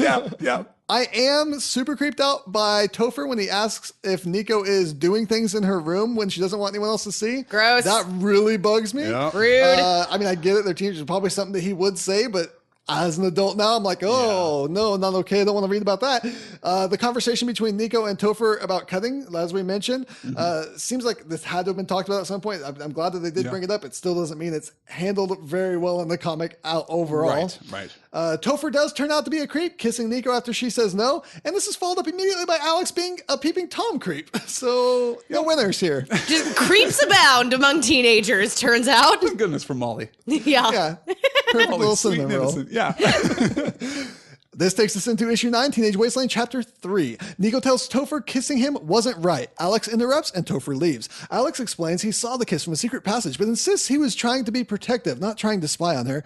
And Nico angrily leaves. Which she should, Good for because her. that's Absolutely. bullshit. Yes. That's bullshit, Alex. Topher finds Carolina and tells her that he loves her name because he loves the Beatles, another retro interest of his apparently, as Carolina spills her emotional state to Topher, lying to him that she is a mutant. She kisses him and Nico walks in at that exact moment. The two girls fight until Gert and Alex interrupt, and then Nico runs out into the woods. The Pride, still investigating, say the fingerprint that they found for Topher at the store connects to one from a drifter that was arrested in 1939. Bum, bum, bum. Wow. Retro interests indeed. Indeed. I like the A-Team and the Beatles and committing crimes in 1939. Those are just a few of my favorite things. Hashtag so retro. I love whenever Topher is talking to Carolina and she's all like, yeah, blah, blah, blah, I've got a crush on somebody. And he's like, oh, yeah, Chase. And she's like, no, not Chase. He's like, me? And she's like, not you, dude. And I'm just like, my sweet, precious queer girl. Yes. Topher finds Nico in the woods and reveals to her those two from the store weren't his parents. Bum, bum, bum. And they got their powers from him. As he's he a shows vampire. off his vampire He's a fangs. vampire. He's a bitey guy. Vampires exist in the Marvel universe, Absolutely. I guess. So do Draculas. Okay. Lots of Draculas. Lots of Draculas? Yes. Okay. Including actual Dracula. Including actual Dracula exists. All right. And of course, Castle Sexy Dracula. Castle Sexy Dracula? Yeah, listen to Jay and Miles. They'll explain it all to you. Okay. It's the name of their show. It's Castle Sexy Dracula? It should be. X-Men, but yes. Jay and Miles explain the Castle Sexy Dracula. There is this great panel here where Alex is wanting to chase Nico into the woods, chase after her. And Gert says, Alex, maybe you should give her some space. And he's holding a literal torch. He says, but and she says, carry a torch for her? Noted. I do like Gert. It's really a good moment. Really like it. That leads us into issue 10, Teenage Wasteland conclusion. Topher explains he is over 100 years old. He offers Nico immortality, and when she refuses, he goes in for the bite anyways. Like, okay, not only is this guy a creep, but he's like a 116-year-old creep preying on 16-year-old girls. Like, I am so done with vampires going after teenagers. Right. Jeez Louise, I was over that in like 98. And a season 2 of Buffy. Yeah. But as he bites her, she summons her wand, which shoots out of her through Topher's chest in an epic move that I really appreciate. He quickly heals from it, but Alex shows up, throwing the torch at him and taking Nico back to get the others. Topher is right behind them and easily overcomes all their attacks, even throwing old Lace through a pillar, and Gert feels her pain through their empathic connection. When Topher comes after Molly, Carolina offers herself to him, not wanting to live anymore in this evil-filled world. But when he bites into her, her powers fill him and burn him from the inside out like sunlight. Yes. Later, a great beat, by the way. No, it's very cool. I'm wicked into it. Yeah. Attack. That's good. Later, the Pride tortures answers out of the vampire's minions, who can feel that their master has been slain. So we get a Joss Whedon reference here, a reference to Buffy the Vampire Slayer. Yep. So Buffy the Vampire Slayer exists within the 616, and that makes me very happy. Whedon himself, apparently. Yes. Again, I'm a little confused where the line is between the 616 and the real world now. Okay. It's blurred, very blurred. I really appreciate when he's trying to tell, Topher's trying to tell Nico how old he is, and he says, I'm not really 16. I was born at the turn of the century. And she goes, you're 4? He's like, no, last century. Ew, and I kissed you? I also really like that he specifically mentions that they were easily manipulated just because they're teenagers. She's like, oh, obviously there's some kind of hypnotic state. And he's like, no, you're just teenagers. You're stupid and predictable. Yes. That's true. As someone who was a teenager, stupid and predictable, that falls into the category. Pretty much. Yeah. And I also like his commentary on aging, which this book kind of touches on a lot. I think there's a lot of commentary on growing up. He mentions if you live long enough, you just see that people are just animals. It's eat or be eaten. It's not growing up to be evil. You just grow up to realize what humans really are. Mm-hmm. It's an interesting commentary. It is. It's an interesting kind of opposition to the Marvel idea that you are either a hero or a villain. You either stand for capital G good or capital E evil, and there's really no one in between. That's bold for a book that is kind of deconstructing that. I like that a lot. Yeah. The line where Topher tells Alex, by the way, your girlfriend tastes great, really grosses me out as an adult. I don't remember having a problem with it when I was a teenager, but now I'm like, gross. Can this book just stop? Yeah. You're 100 years old, dude. Yeah, dude. Man. Vampires. Hashtag not all vampires. But most vampires. Hashtag most vampires. This leads us into issue 11, Lost and Found, Part 1. Lieutenant Flores calls the superhero duo Cloak and Dagger to capture the teenage group Runaways. He tells the two superheroes that the Runaways kidnapped Molly Hayes. When the Pride find out that Flores brought vigilantes to their town, Alex's mom shoots him in the knee. Meanwhile, fair. No, I love that. I don't know. I think that we vigilantes to our town. Yeah, I don't know if we've. I'm sure that we've actually talked about it on this show, but I love whenever a villain will just take the action into their own hands finally and just be like, and done, you shot. I love it. Yeah. Meanwhile, Cloak and Dagger find Alex, Carolina, Nico, and Chase stopping two vandals who changed the sign saying Stark Industries to Stark Naked Industries. Nice, guys. Nice. Jokes. The thing is, Tony would love that. Tony wouldn't even change it. He doesn't. No, he sees that. Tony zooms in, sees it, and is like, Nice. Cloak takes the 4 Runaways into the Dark Force dimension through his cloak and meets the final 2 Runaways, Gert and Molly. Here we should run into a little bit of backstory on who Cloak and Dagger are, because we haven't really talked about them also, before. don't they have a TV show coming out soon? They do have a TV show coming out soon on Disney's Freeform channel, which was ABC Family, but is now Disney Freeform, where they're trying to focus more on teens, but they're still contractually obligated to play the 700 Club. It's very complicated. What? Okay. It's complicated being the House of Mouse in 2017. Sure is. And owning everything. Jeez. So Cloak and Dagger were created by writer Bill Mantlo and artist Ed Hannigan, making their first appearance in Peter Parker the Spectacular Spider-Man number 64 in 1982. They are also getting their own TV show, as we mentioned. Cloak and Dagger were subjected to experimental drugs alongside other teenage runaways. This gave them the powers of light and dark. In short, Dagger can manifest knives made out of pure light, and she can even glow, while Cloak is a living gateway to the dark dimension. He can imprison people in that darkness or use it to travel like teleportation. I love Cloak and Dagger. I think they're super I've cool. been a fan of Cloak and Dagger for many, many years. I hate her outfit. It's so much better now than it That's used what to be. she says. That's I what still she don't care. But honestly, I don't know that that's true. No, like, I mean, it is better. But that much better? Not really. Because the only difference is it's still like fully like clinging on like spandex. Yes. And And like so much side boob, like an under boob. The only thing that's changed here is the dagger that's cut out of her shirt has like small fabric connections. That's the only thing that's really different. Is the original one didn't have those connections. It was just a complete cutout dagger.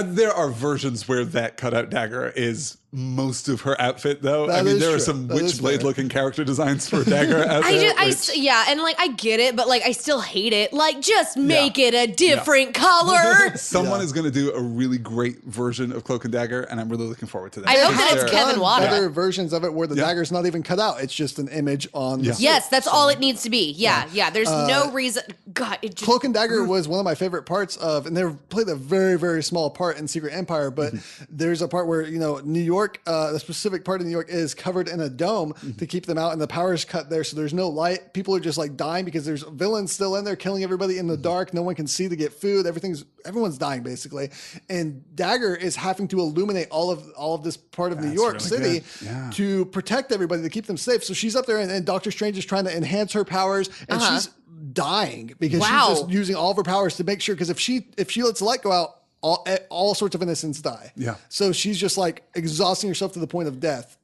up in this like angelic formation in the sky, lighting up. That sounds amazing. Okay, yes, I want to know about Cloak and Dagger. Yeah. Oh man, no, they're very, very interesting. Two characters who were created as part of an anti-drugs program from Marvel. I mean, it was the early '80s. We were told to just say no. This is where we were. And if you don't, you get superpowers. Yes, it's not perfectly done. But one of the interesting things about Cloak and Dagger is that they suffer for their powers. Tyrone, in particular, suffers for his powers. Like it's a really tough gig being Cloak. Okay. So, and one of the great dynamics between the two of them is that she is there to support him. And I really like their relationship and dynamic. Yeah, it's so great. Yeah, no, I really enjoy them. They're together, right? Yeah, well, it kind of goes back and forth in the comics. I think they are now. Okay. For a while, it was a bit of a back and forth. Yeah. It was implied that they weren't. It just depended on the writer whether they were or they weren't. Sometimes he liked her, but she didn't like him. Sometimes it was like we're just stuck together and we have to be together.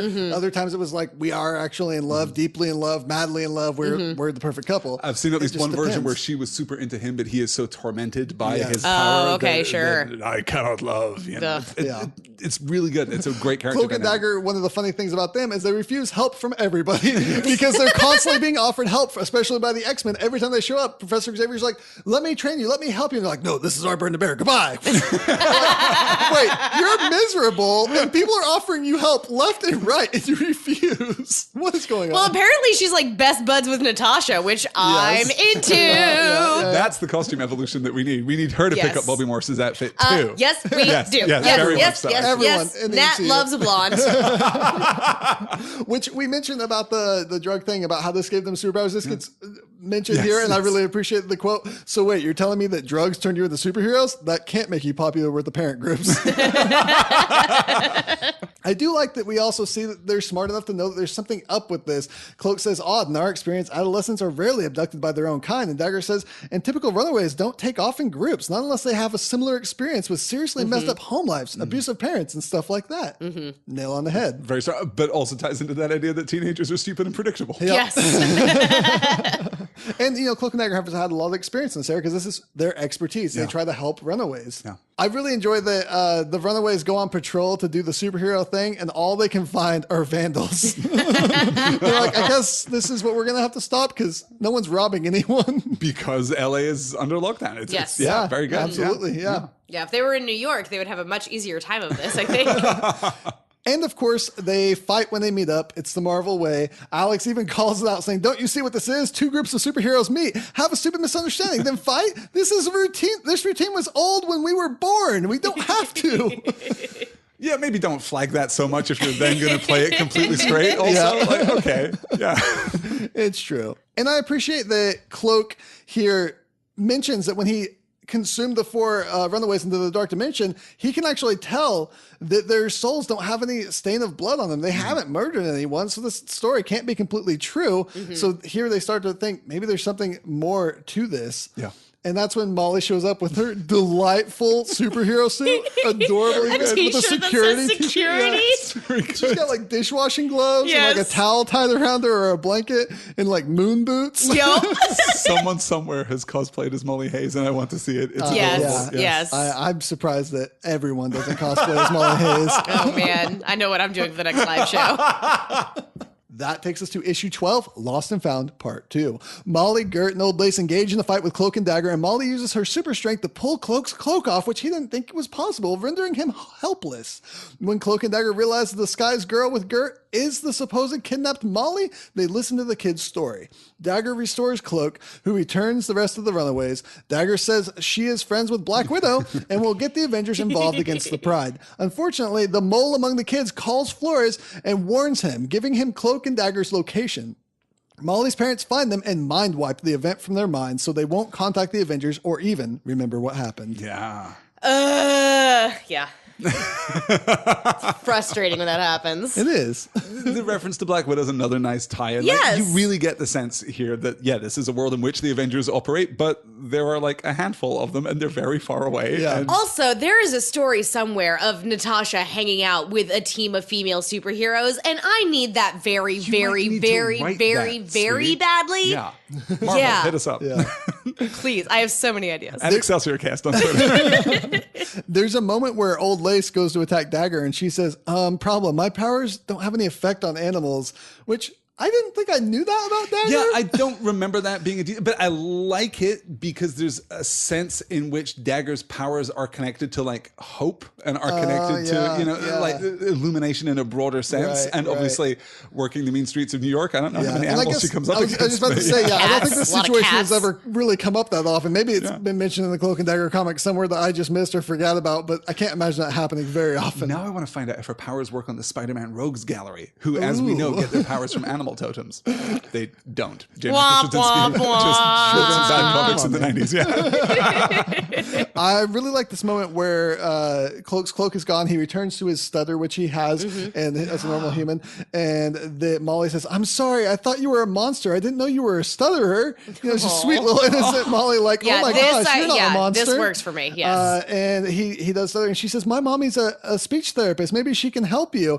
And Gert is like, "Bruiser, your parents are psychotic supervillains." She says, "Oh, yeah, I keep forgetting." That panel of her with her head down. Yes. And the lettering so small and fragile and delicate. Yeah. I love Molly. I just do. Yeah. Yeah. There is a moment in the dark dimension with Alex and Nico where Alex says, "Nico, wake up. I have to tell you something." And she says, "I know, Alex." And he says, "No, you don't. Nico, I kind of wonder what he was going to say there because I don't think it was "I love you." Or, it could also be "I love you." It could also just be, It's "No, true. this is more teenage drama. You guys are the worst. You guys are the worst." Teenagers. Speaking of things that make us uncomfortable, we get this line from Chase to Cloak when he offers to teleport them somewhere, and he says, "And that thing, no offense, bro, but I'd sooner spend the night at Neverland Ranch."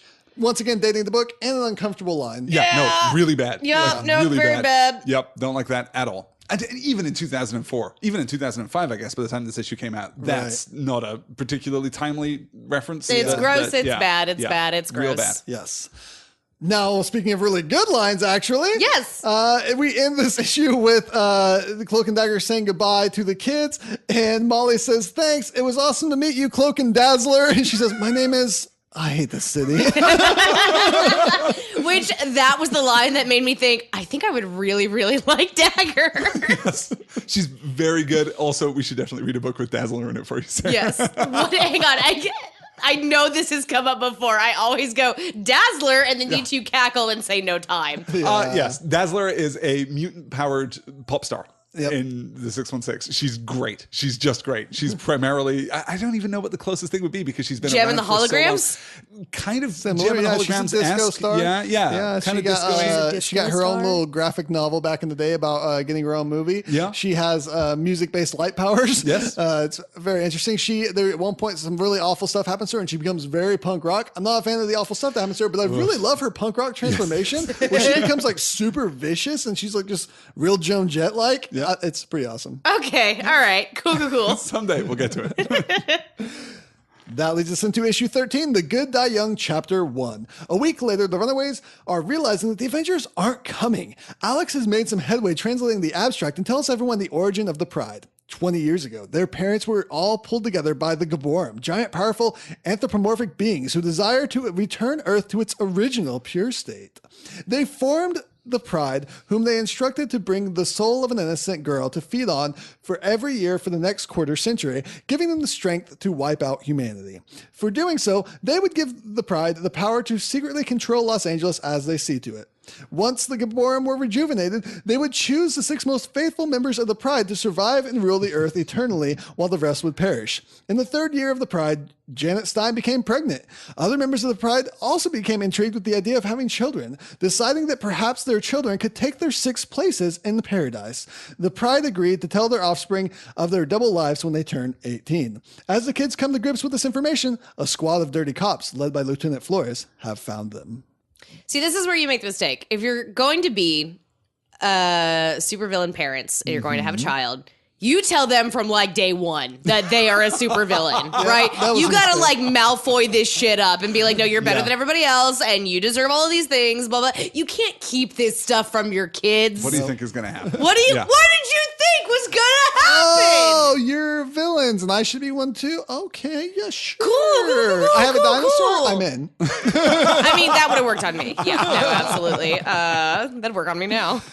I do like this idea that there are 12 of them in the Pride and they're going to have to be narrowed down to 6, but instead they each just have one child and they can just give their children the 6 spots. It's kind of a cool idea. It's a very cool idea. Yeah. No, I like it a lot. I also like the idea of the Gaborim kind of setting this up to induce and engender competition in the Pride, prove who is the most faithful, prove who is the most devoted to our cause. That's really good supervillaining too. Yes. This whole thing works really nicely and I love the pivot as we come back from... I really like the Teenage Wasteland storyline. I really like the second arc in the volume. I think it works beautifully as an incidental adventure in the ongoing Runaways series. But this is our turn back to the core purpose of this book. And it feels so much more impactful now that we've gone through Teenage Wasteland. Now that we've had... I think there is an argument that you could basically cut Teenage Wasteland out and go straight into this story, besides some minor character development. But I think that it works better because they've tried, because they've gone up against mundane villainy certainly in the world, but they've kind of fought the good fight a little bit and now they're ready to really try it and it works for me. I like this moment where the Gaborim are first mentioned and Nico speaks to him and says the Gaborim are also mythically evil giants who supposedly predate the Old Testament. I can't remember if they're related to the Nephilim, but I'm pretty sure they had 6 fingers on each hand and 6 toes on each. And then everyone stares at her and she goes, what? I like books about monsters. Sue me, which I relate to that. I relate to that too. Including Old Lace also just gives her like the impassive. Old Lace is like, what? Even the dinosaur. Very Old Lace, Old Lace doesn't predate the Old Testament. She was engineered in the future, but. True, yes. Also, Molly asking to read the Phantom Toll Booth instead makes me love her that much more. Really fantastic. Yep. There's this great moment where the parents are all together discussing having children, but the person they're about to sacrifice is just tied up in the door behind them. I really enjoyed this. The sacrifice just hanging there, and they're all like, let's talk about children and their natural, normal lives. It's a little silly that all these armed officers in tactical gear didn't even alert Old Lace, though. They just all snuck in and they're right there at gunpoint. It's like, okay. I think generally speaking, this is very well structured, and we've talked about this before with Brian K. Vaughan. We talked about it with Saga. We talked about it with Paper Girls, that he actually writes for the individual issue rather beautifully. His command of comic book structure is great. This, I think, is the only cliffhanger in the entire volume that doesn't work for me for exactly that reason. It's come on, you guys. I mean, it's surprising. You're like, oh no, what are they going to do? But you're like, also, how did that How did they get there? Like, the place is dilapidated. It's literally falling apart. There's like somebody kicked over some rubble. That dinosaur smelled you at least. Yeah. So that takes us to issue 14, The Good Die Young, chapter 2. Mr. Stein visits Mr. Wilder and tests his loyalty toward his son to make sure that they are all still trying to give their children paradise instead of taking it for themselves.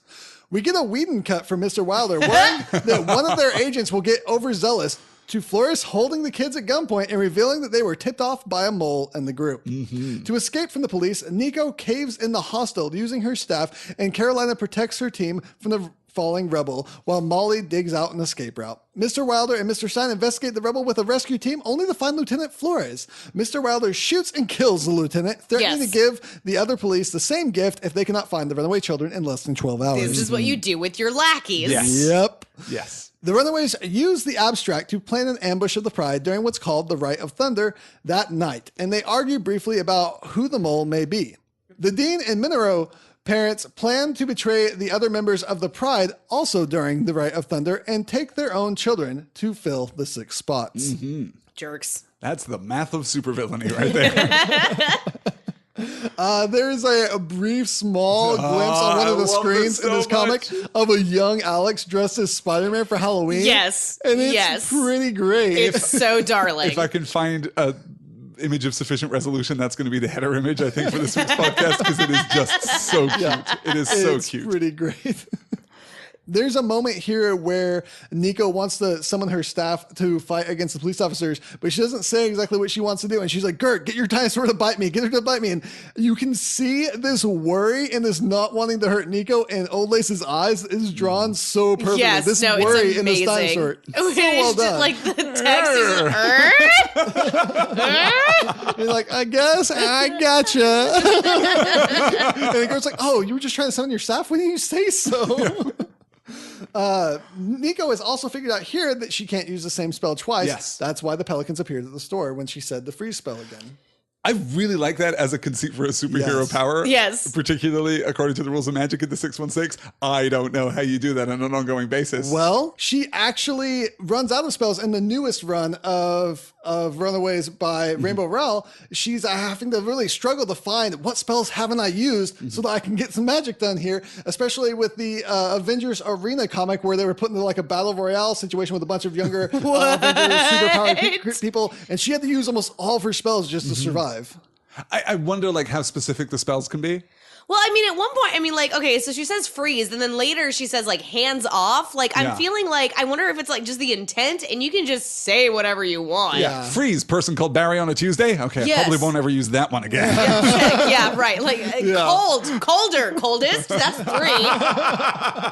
Icy. More cold. A little bit more cold? A bit colder than that. Slightly colder. You just get to learn, like, the words that you need the most, you just learn a bunch of different languages, right? Oh, very good. Yeah. So, okay, you just look up, like, all of feat. the, like, Inuit words for snow, and you're good. Yeah, as long as you only ever need to freeze people. Yeah. This is probably more addressed than some of the Runaways I haven't read. Yes, I'm sure. Yeah. I'm sure.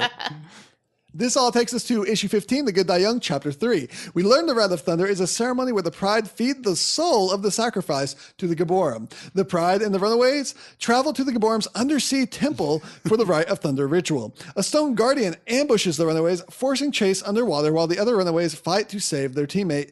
Alex finds the Pride's password to shut down the Gaborum's protector. Gert pulls Chase out of the water, announcing that he has lost his pulse and is no longer breathing.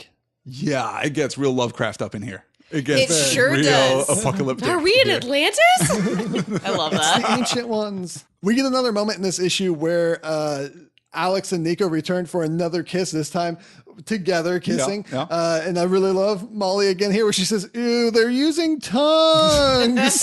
And Gert says, okay, I know we all want to hurt our parents, but there's got to be a better way to do it than that. There's this moment where Alex and Nico hash it out just after that. And Alex goes into this long speech saying, I wanted to tell you, all of you, that no matter how I acted, I always secretly looked forward to those get-togethers our parents made us have. And most of my friends were just Xbox screen names, but I really liked you guys, even before all this. I always felt like a connection to... whatever. I don't believe any of you would ever betray what we have here. But if you try, the rest of us won't hesitate to destroy you. Agreed? What a sleazeball. He's the worst. He's the That's worst. also definitely not what he was going to say to Nico while they were in Cloak's shadowy dimension, because it doesn't make any sense for him to make an inspiring speech to the others under that circumstance. So, yeah. Absolutely. Alex, also, you're the worst. Guess what? They didn't know that there was a mole in the group then, so that couldn't have been what he was going to say. Oh, that's true. Yeah, hadn't even pulled that. Very good. Very good. Should have been a tip-off right there. Alex, no one likes you, Something's dude. wrong. I do appreciate that when you see the abstract being open, Alex is trying to look for the password, which he already knows. Spoiler.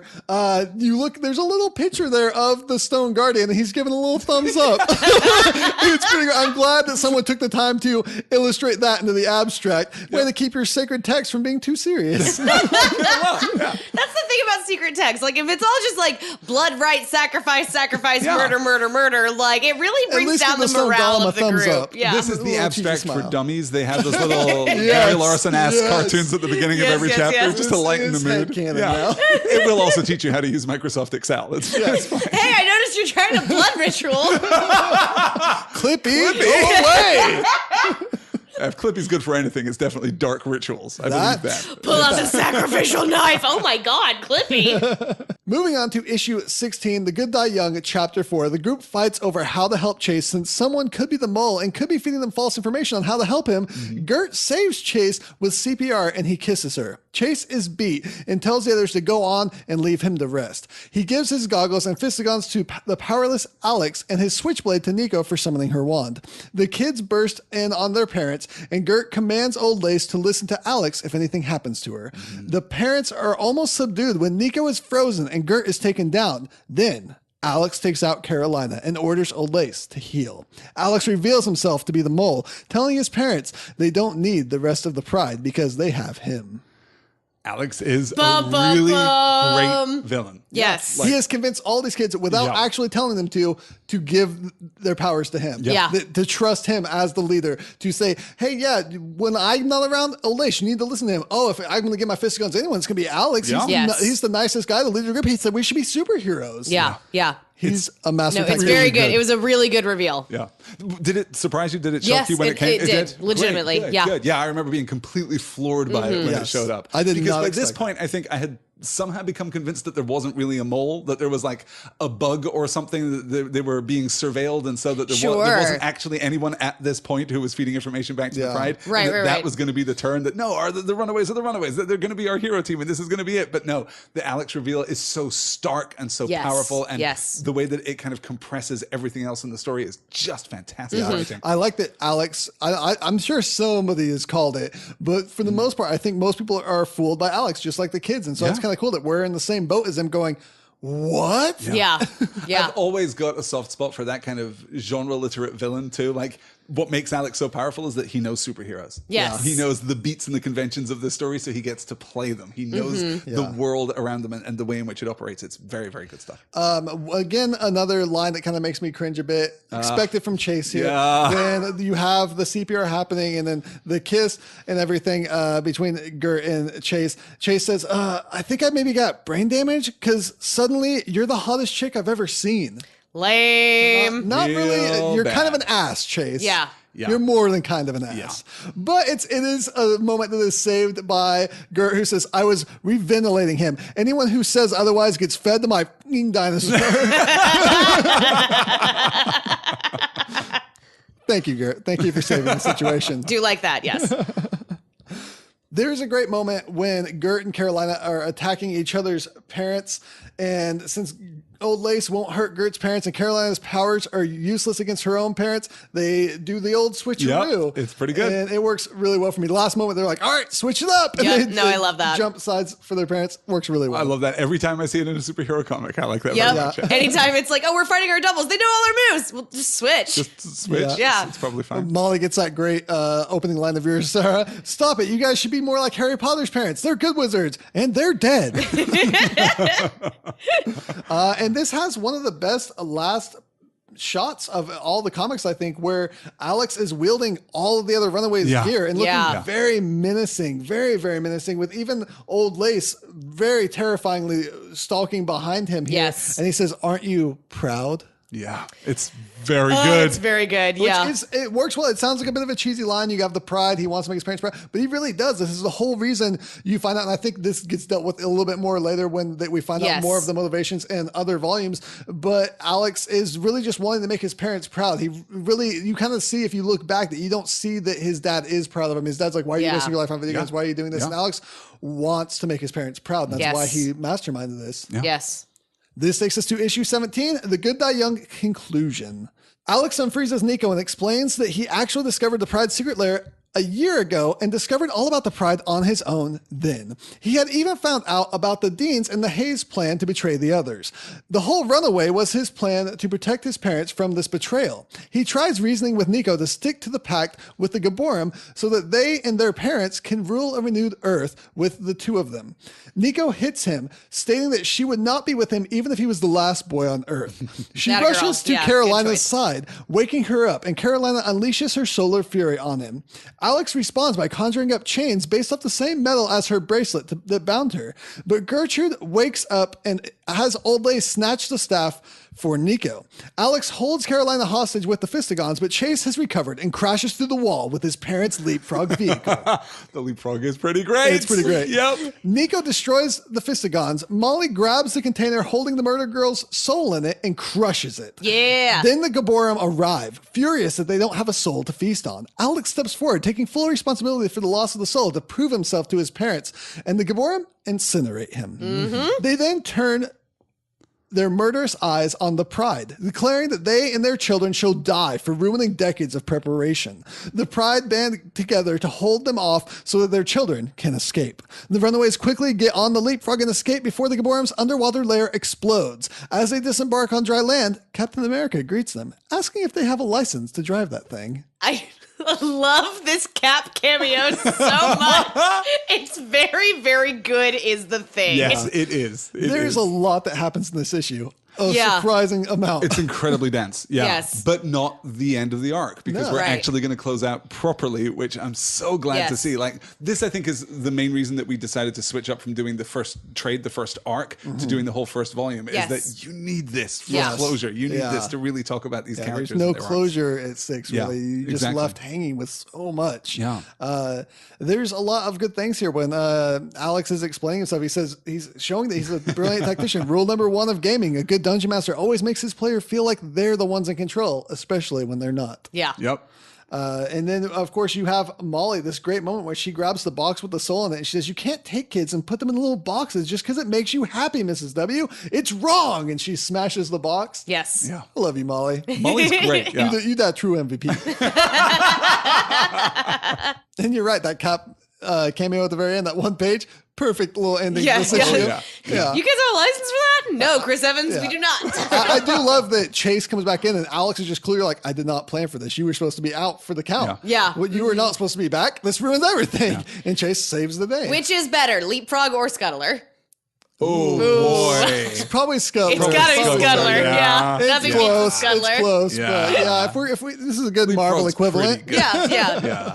What do you think about, I guess we get counter betrayals here, right? Alex standing up to prove to his parents that he can be the guy, he can do what is necessary, and being incinerated for that. That feels like comeuppance. Right? He deserved that. I think it's what you expected from the Gaborim, which isn't what is usually written in these type of stories, but this is what you should expect. Absolutely. Yeah. Ancient gods aren't going to put up with your bullshit. Yeah. You Excelsior t-shirt. I love it. Ancient gods ain't going to put up with your bullshit.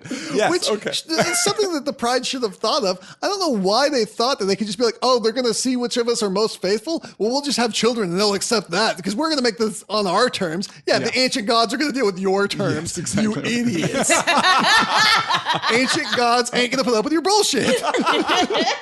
You're all dead. What do you make of the parents stepping in to protect the kids, though? This is a moment I really like. Yeah. To see that these parents actually really do care about these kids. And when they see, oh, well, they can't have eternity. As a matter of fact, they're going to die. Let's sacrifice ourselves. Let's save them. We'll hold these guys back. Yeah. So it is like they are evil, but they're still parents. They still love it. It's very good writing of showing that there is no absolutes and evil and good. Right. No, absolutely. Like the actions that they take, like they're wanting to destroy the world and to create this new paradise, but they love their kids and want to protect their kids. Yeah. It's not just they're evil for evil's sake. Like these are like three-dimensional characters. And I did really appreciate that. It's the password to the abstract, father progenitiveness, this desire of parents to protect and to love their children. And the fact that that can overpower everything. Yeah. I mean, even the conception of the children in the first place is a weird kind of act of faith in the future, which you don't usually expect from supervillains. Right. There's kind of a Dr. Horrible turn here. You know, the world is a mess. I just need to rule it. Yeah. There's something there that, And what if we had a baby? What if we had a baby, though? But babies are cute. Oh, look, a baby. So we come to our final issue, the wrap up here, issue 18, simply called 18. Perfect. Yes. Which works well with, teenagers becoming adults. Exactly 18. right. Yeah. It's really, this is literally what we've been working toward for the entire lives of these characters. It's just great. Yeah. Yeah. Because of the Runaways' defeat of the Pride, the Avengers have stepped in to clean up Los Angeles, starting with a review of the LAPD. But Captain America believes that the Runaways should not have taken matters into their own hands and has them split up into different homes. Chase lied about an ant taking off on his own while Old Lace and Leapfrog were placed in storage. Months later, the Runaways reunite at the James Dean Memorial at the Griffith Observatory. Chase has tracked down Old Lace, and they decide to mount a rescue mission. At the warehouse, they encounter an ambush of robots, and the team starts taking them down. One robot pins Nico to the wall, and Chase gives her a knife to conjure the staff of one. Instead, she just uses the knife to stab the robot in the eye. I did like that a lot. I like that beat. I think that was a good moment. Right there, yeah. Gert reunites with Old Lace, and the Runaways steal the Leapfrog back as their getaway vehicle, running away together again. I love it. I love it as an end to the volume, and also again as an opening point to an ongoing series. This works so well. Because at this point they did know that while this was ending, they were going to get a volume 2 and start at 1 again and be able to tell another story. Yeah. It is kind of interesting here that we only have a small cameo by Cap, but there's this great moment that I really love where the interviewers are trying to talk to Cap about what happened, and he's like, I'm not going to talk about this. I'm not going to talk about this. And finally they're like, can you comment at least on their acts of heroism by these teenagers? By all accounts, these teenagers single-handedly toppled an empire of, and he interrupts saying, I'm not going to condone the acts of vigilantism by minors. If children have reason to believe their guardians are involved with illegal activities, they should not take the law into their own hands. And she says, but Captain, wasn't your first sidekick an underage hero? And he just looks down, ... Who the hell is Bucky? Who the hell's Bucky? The Winter Soldier comic book was not written until 2010. This is a reference to the fact that Bucky Barnes is never coming back. Bucky Barnes is never coming back in the Marvel timeline at this point. Great fact. Yeah. That means so much more now. Yes. This is not the post-return of Bucky Cap that we're dealing with. This is the Cap who lost that kid a long time ago. Oh, geez. Sorry, Cap. It is a completely unnecessary, heartbreaking moment in this comic book, and I love it because it's one of these moments that Brian K. Vaughan has, right? He has this enormous passion for the Marvel Universe, and he's willing to just include these character beats for incidental characters in the book. This is such a cameo, and yet we anchor it in this enormous humanity. I love it. Also, we get a panel here with the Scarlet Witch. Yes, we do. Here on Scarlet Witch Watch. Scarlet Witch Watch. To that? Yeah. Wanda Watch. There we go. It does sound like you're drunkenly trying to describe a red wristwatch. I am, yes. Here with Scarlet Witch Watch. Here's my Irish My Scarlet Witch Watch says it's too late to be podcasting. My Scarlet Witch Watch says, it's go home too late. To your home? Yes, go home to my home. Go home to my home, where I live in my home. Your watch just needs 2 settings. Go home to your home or go to R&J's. Yes, yeah. Well, it'll have 3. Podcast, R&J's, or home. That's absolutely correct. Yeah.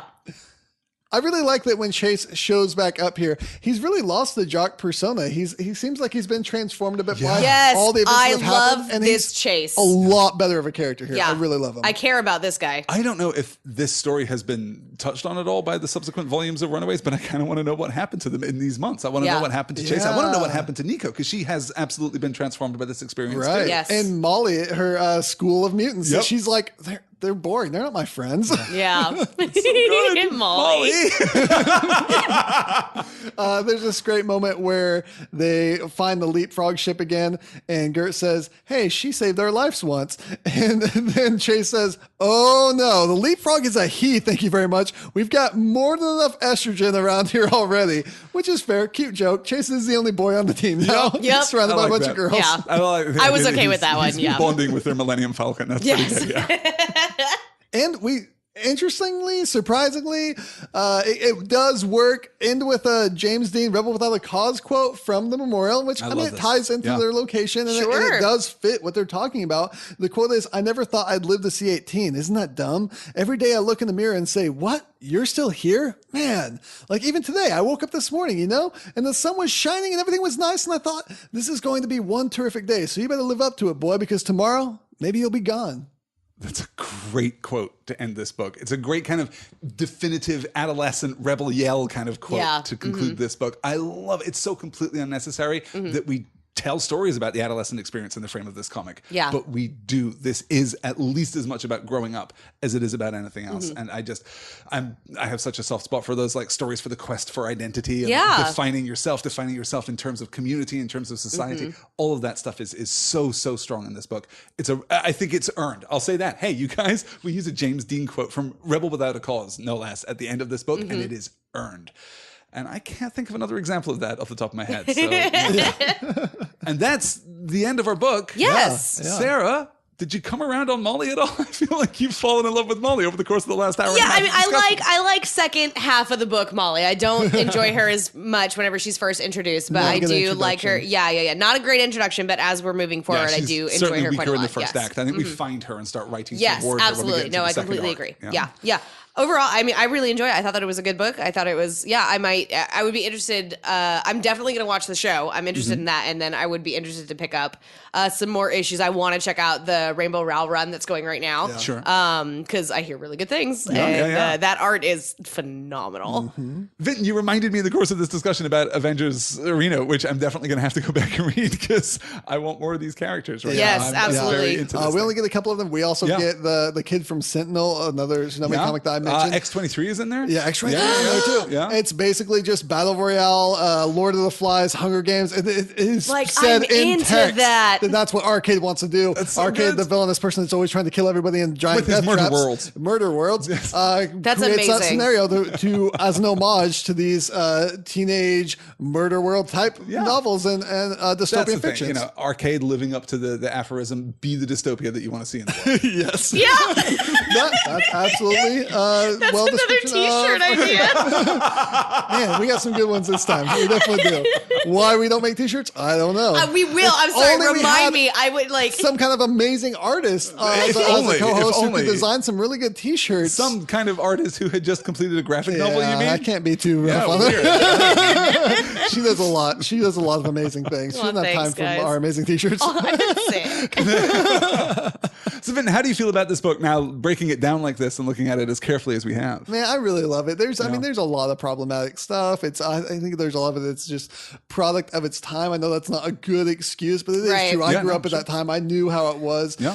Things were just a little bit different. We weren't as conscious of things. We were stupid. We just said stupid things. Yeah. And things have gotten a lot better, guys. I know it's a dumpster fire of a year, but we are learning. We are getting better as a species in some ways. Some of us are anyways. There is hope for the future. Yeah, the dumpster has always been on fire. It's just now we know about it. Now we know about it. Now we know about it. Now we can start outside of the dumpster and gone, hey, guys, that dumpster's on fire. Did you notice that dumpster? I used to live in that dumpster. Is it on fire then?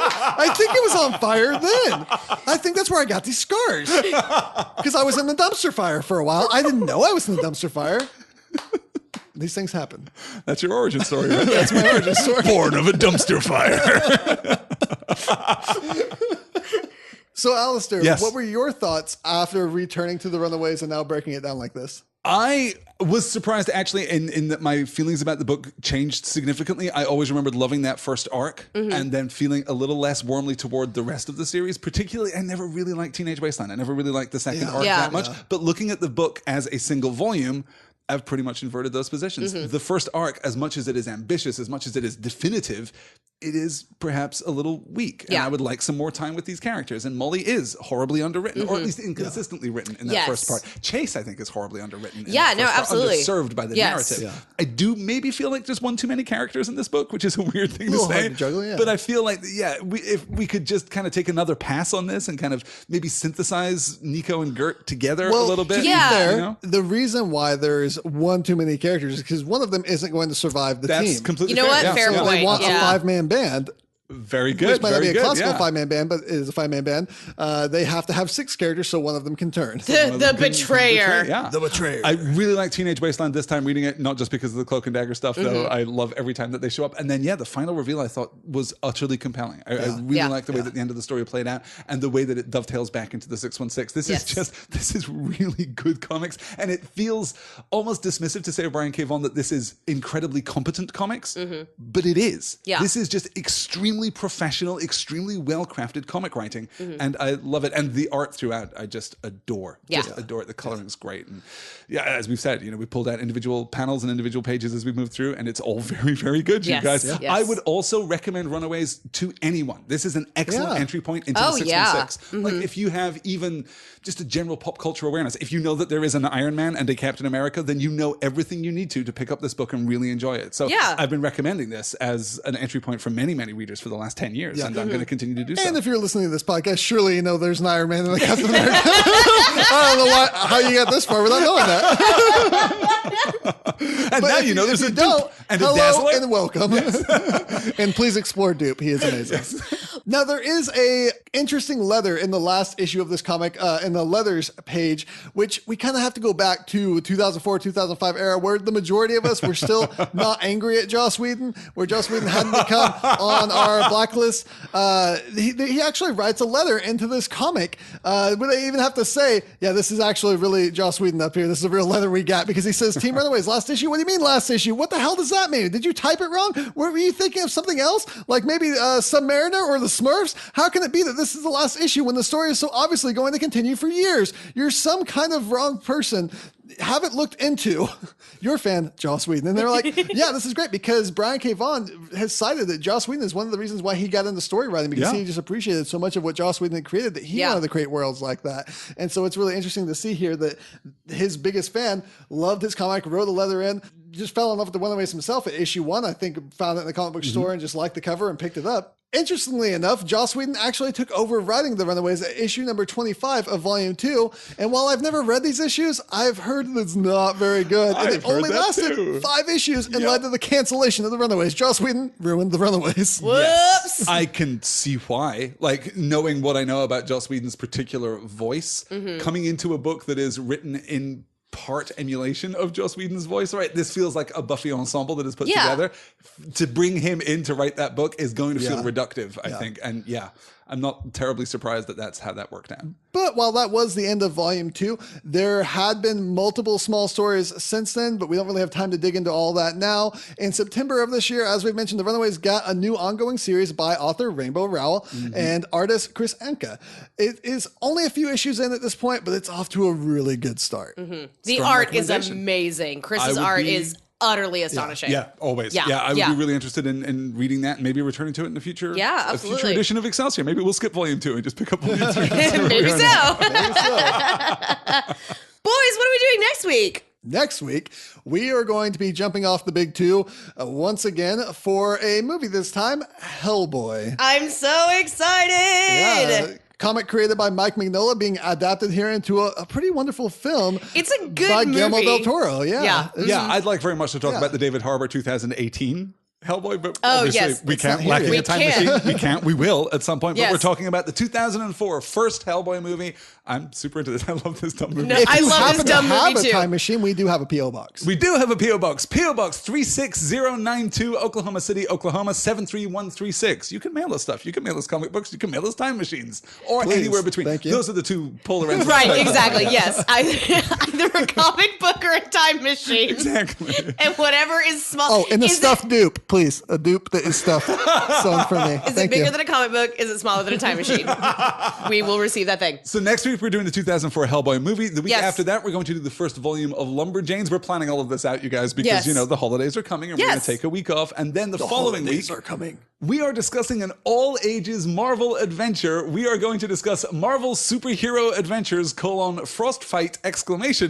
This is available on Netflix. It is an animated movie released in 2015. It runs an hour and 15 minutes, which is going to be very good because that means that our episode is unlikely to run for more than 2 hours. In it, just to kind of, give you a sense of the shape of this story, Yes. the Avengers fight Loki and end up meeting Santa Claus. Oh my God, I'm so excited. It's pretty silly. Does but Tony very fun. learn the true meaning of Christmas? No spoilers at the end of this movie, Sarah. Okay, all right. That's it. Marvel all right. Superhero Adventures Frostfight. So next week, Hellboy from 2004. The Yes. week after that, the first volume of Lumberjanes. Then on Christmas Day, Marvel Superhero Adventures Frostfight!